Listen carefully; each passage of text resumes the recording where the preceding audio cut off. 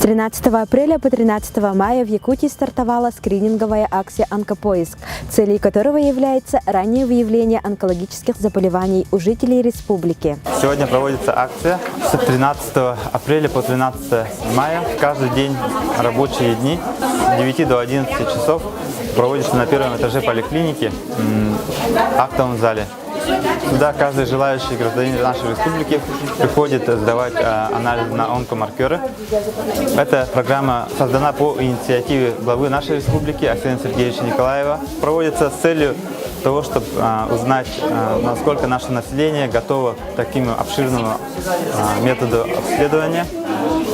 Результаты они будут брать, тут будут сообщать, когда будут результаты, они в назначенную дату будут приходить за результатами анализов, по итогам которых они смогут получить консультацию онкологов. Данная акция проводится во всех районных больницах и в поликлиниках города Якутска. Тоже в будние дни с 9 до 11 часов.